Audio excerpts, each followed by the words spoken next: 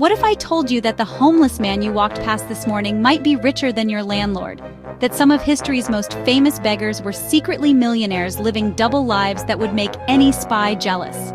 Welcome to the most twisted game of undercover boss you've ever seen. Today, we're counting down the top 10 richest beggars who had more money than most CEOs but chose to live like they didn't have 2 pennies to rub together.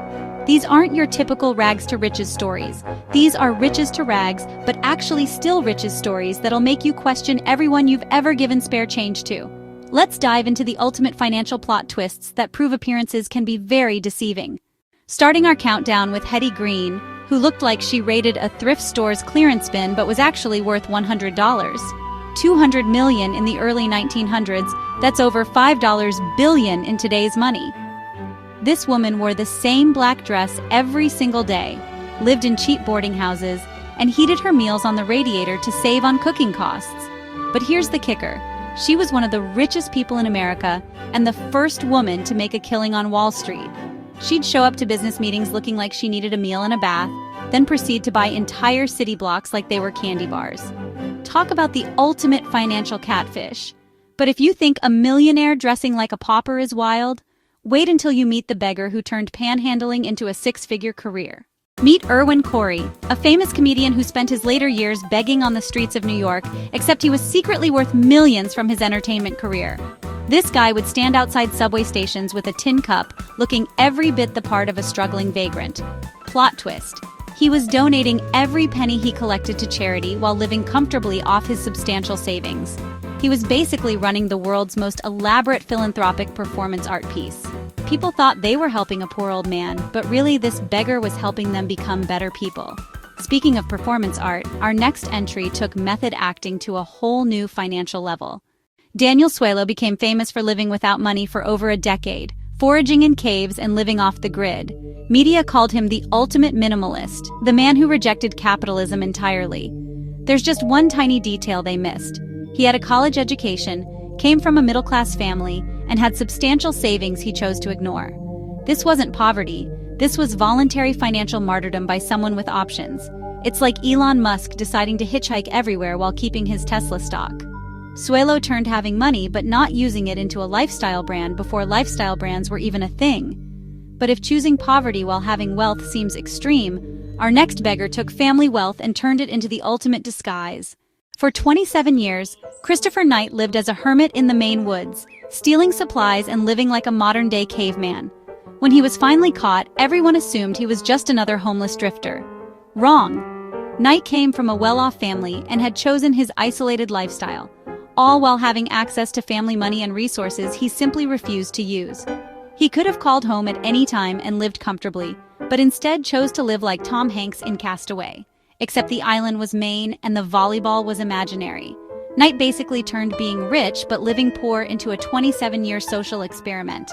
And speaking of social experiments, wait until you hear about the beggar who turned street corners into stock exchanges. John Cameron spent years begging on the streets of Las Vegas, collecting donations from tourists who thought they were helping a homeless veteran. The truth? Cameron owned multiple properties and had over $1 million in assets. He was basically running a one-man poverty theater production while living in a nice house and driving decent cars.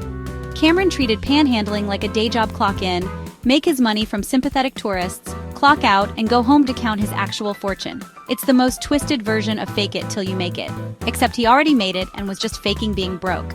But if professional panhandling seems unethical, our next entry proves that sometimes the biggest fortunes hide behind the humblest appearances. For decades, Kurt Degerman rode his bicycle around Sweden collecting bottles and cans, looking like the definition of scraping by. Neighbors felt sorry for him, occasionally offering help to this seemingly poor old man. When he died in 2008, they discovered his apartment contained over $1.4 million in gold bars, rare coins, and stock certificates. This man turned recycling into a cover story for wealth accumulation that would make Warren Buffett jealous. While everyone thought he was surviving on bottle deposits, he was actually building a treasure hoard that belonged in a pirate movie. Degerman proved that the best place to hide millions is behind a shopping cart full of empty bottles. And if Swedish bottle collecting can hide millions, imagine what our next beggar was hiding behind his cardboard sign. Timothy Gray perfected the art of looking destitute while being anything but. This guy would show up at busy intersections with cardboard signs and ratty clothes, pulling in hundreds of dollars a day from generous drivers. The shocking truth? Gray owned his own home, drove a nice car, and had substantial savings. He was basically the Wolf of Wall Street, except instead of selling stocks, he was selling sympathy. Gray turned guilt and generosity into a profitable business model while having more money in the bank than most of the people giving him handouts. Talk about the ultimate side hustle. But if modern fake poverty seems shameless, wait until you hear about the historical beggar who fooled entire kingdoms. Joseph Brooker spent his entire adult life living in squalor, wearing rags, and appearing to be one step away from destitution. When he died, authorities discovered he had accumulated over $1 million through decades of frugal living and smart investments, all while maintaining the appearance of someone who couldn't afford a decent meal. Brooker took penny pinching to Olympic levels, living like he was broke while secretly building wealth that most people only dream of. He was essentially cosplaying poverty while running a one-man hedge fund. It's like if Mr. Bean had Warren Buffett's investment portfolio. Speaking of extreme frugality disguising wealth, our next entry took family money and made it completely invisible to the outside world. Gisela Patberg spent years living as a homeless woman in Germany, sleeping rough and appearing to survive on scraps. Social workers tried repeatedly to help this poor woman who seemed to have nothing. After her death, they discovered she had inherited substantial family wealth, but chose to live on the streets while keeping her fortune completely untouched. Patberg basically turned being an heiress into the world's longest undercover operation. She had enough money to live comfortably for multiple lifetimes, but chose to experience poverty while keeping her safety net completely secret. It's like playing life on expert mode when you have all the cheat codes. But even Patberg's story pales in comparison to our number one entry, a beggar whose hidden wealth was so massive it changed everything we thought we knew about street life. Taking the crown is Stacy Singer, a woman who begged outside shopping centers for years, convincing thousands of people that she was a struggling single mother who needed help paying bills and buying food. The reality?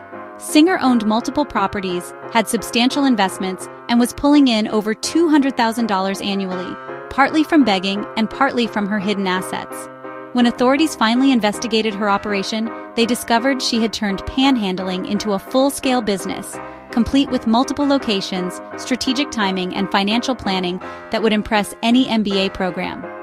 Singer proved that the most successful beggars aren't the poorest. They're the richest people pretending to be poor. She essentially turned street corners into branch offices of her personal wealth empire, making more money than most doctors while convincing everyone she couldn't afford groceries. It's the ultimate proof that in the world of begging, the house always wins, especially when the house is secretly a mansion. Here's the mind-bending reality. Some of the people we perceive as having the least actually have the most, while some of us working regular jobs and paying regular bills might be financially closer to poverty than the beggars we're trying to help. These stories remind us that appearances can be incredibly deceiving, wealth comes in many disguises, and sometimes the most successful financial strategy is making everyone think you don't have one. Whether it's extreme frugality, performance art, or outright deception, these individuals prove that money talks. But sometimes it whispers so quietly that nobody else can hear it. And there you have it, 10 beggars who redefined what it means to be secretly loaded. These stories prove that financial reality TV has nothing on real life, where the biggest plot twists happen right on our sidewalks. Which story shocked you the most? The bottle collector's gold stash? The comedian's charitable performance art? Or the panhandler who turned guilt into a six-figure income? Drop your thoughts in the comments, and maybe share if you've ever suspected someone's financial situation wasn't what it seemed. If you want more mind-bending stories about people who aren't what they appear to be, hit that subscribe button and ring the notification bell. We're just getting started on uncovering the hidden truths behind everyday encounters. Until next time, remember, that person asking for change might just have more change than you do. Keep your eyes open, your assumptions flexible, and your spare change, well, that's up to you.